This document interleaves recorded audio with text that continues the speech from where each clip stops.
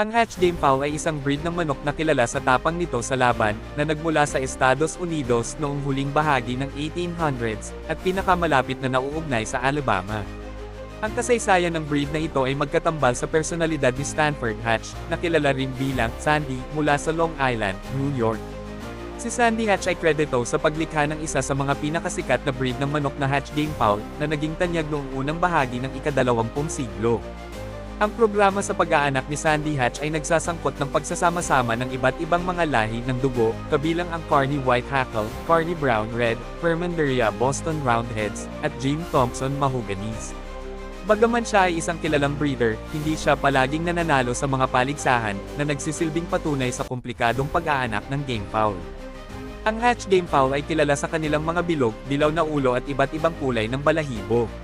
Madalas silang nauugnay sa mga berdeng binti, bagaman ang mga manok ni Sandy Hatch ay pangunahing may mga dilaw na binti.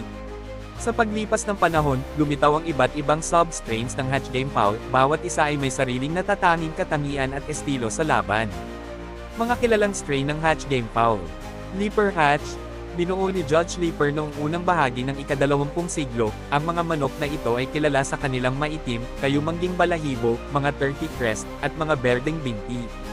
Sila ay malalakas na mandirigma at madalas gamitin sa cockfighting gamit ang mga gaff, razor, at Philippine blade. McLean Hatch, pinag-anapan ni Ted McLean noong kalagitnaan ng ika-20 siglo, ang mga manok na ito ay may dilaw na phenotype, may mga magaan na dilaw na necktie at maitim na kayumangging likod. Sila ay kilala sa kanilang bilis, liksi, at marahas na estilo sa laban. Spangle Hatch, isang variation ng McLean Hatch, ang mga manok na ito ay may mga puting tuldok sa kanilang mga necktie, dibdib, pakpak, at buntot. Sila ay hindi gaanong karaniwan kaysa sa iba pang mga strain ng Hatch. Yellow Leg Hatch, ang mga manok na ito ay nagpapanatili ng orihinal na yellow-legged phenotype ng mga manok ni Sandy Hatch. Sila ay may isang katamtamang kulay, madalas may mga puting guhit, malalapad na likod, at isang estilo sa laban na nakabatay sa kabagsikan at galit. Ang Hatch Game Fowl ay lubos na pinahahalagahan sa kanilang kakayahan sa laban at madalas gamitin sa mga kaganapan ng cockfighting.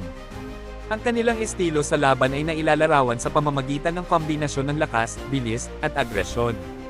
Kilala sila sa kanilang kakayahan na sumugod ng diretso at manatili sa gitna ng ring, tulad ng isang bulldog.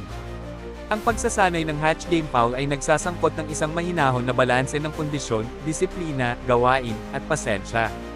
Kasama sa mga diskarte sa pagsasanay ang mga treadmill, jump box, at tread plate, lahat ay idinisenyo upang mapahusay ang kanilang stamina, lakas, at liksi.